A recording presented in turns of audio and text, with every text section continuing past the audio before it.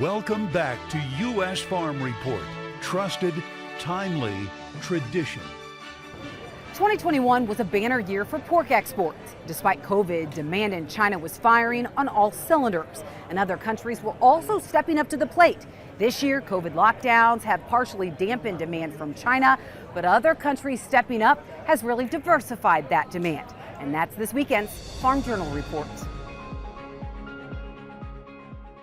Ships just setting at sea, containers piling up at ports, all signs of challenges the export business has faced. We need to continue to make sure those bottlenecks are slowly eliminated over time. It gives us an opportunity to move more product outside the U.S. David Newman is a pork producer in south central Missouri, and he's seen firsthand how essential export demand is to the entire pork industry. You could talk about the high cost of diesel, the high cost of feed, the outlook on feed, or you can look at this half full and look at demand, because demand is amazing. U.S. Meat Export Federation says the most recent export data shows April pork exports were down 21% from last year's large number. Export value was down 20%. The biggest turbulence for pork exports has been China, with exports during the first quarter of this year off 56% from last year. We knew that it was going to be a temporary surge, and we had that forecast, but still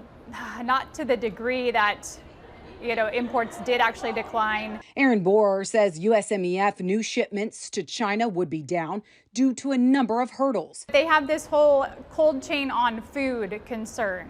And so they've been testing, disinfecting, and tracing imported food products, including our frozen pork and pork variety meats.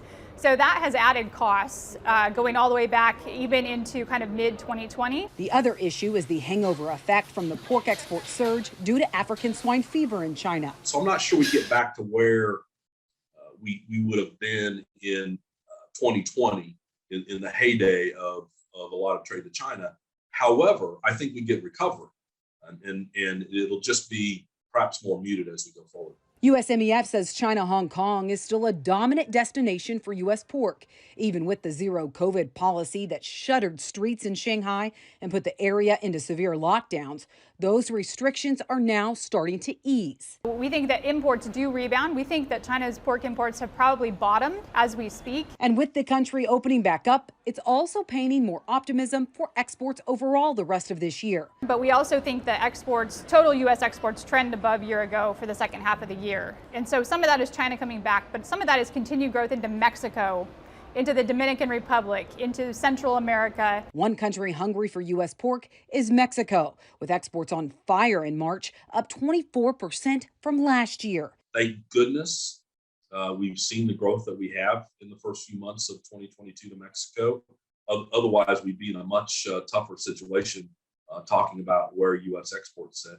Newman recently traveled to Peru and Dubai. He says globally, the opportunity for U.S. pork is remarkable. Really, just heading south in general, Mexico, a tremendous opportunity, been a flagship market for us for years. The DR, Chile, Peru, Colombia, all those markets are hungry for U.S. products. Colombia's production had been growing, but they just haven't been able to keep pace with consumption growth. And so that's a great story where your domestic industry is still growing, but you still need imports to meet that demand. Looking ahead, Newman says diversifying demand for U.S. pork is essential. We're still seeing a huge value market, not only in Japan, Mexico, those markets, but then also the opportunity we have in new and emerging markets and down in South America. We're going to be able to plant a flag in that, and those will be markets that in 2040 we'll be talking about. That's why USMEF is not only pushing for more trade agreements that remove tariff and non-tariff barriers, but also looking into untapping the taste potential and other benefits of pork. We're able to reach this consumer digitally. Pork in the region has some misperceptions about health, for example. So educating on the healthy attributes, and we've done this in Mexico as well. And then educating on the barbecue-related concepts. Growing appetites one country at a time is why the pork industry thinks the remainder of 2022 is looking up. But if things maintain where they're at and consumer spending power stays high, and we can hold on to these markets, we will all fare very well in 2022 and into 2023 as well. Well, another area of focus is the Dominican Republic. USMEF says exports were already gaining strength prior to African swine fever hitting the country nearly a year ago. But with the virus, exports to the Dominican have shot up 94% from a year ago, even smashing the record set in March of this year. Well, when we come back, our marketing roundtables kick back off with National Pork Board at World Pork Expo next. Find farm equipment on Machinery Pete's June 21st online auction. No reserve, no buyer fees. Start bidding now at auctions.machinerypete.com.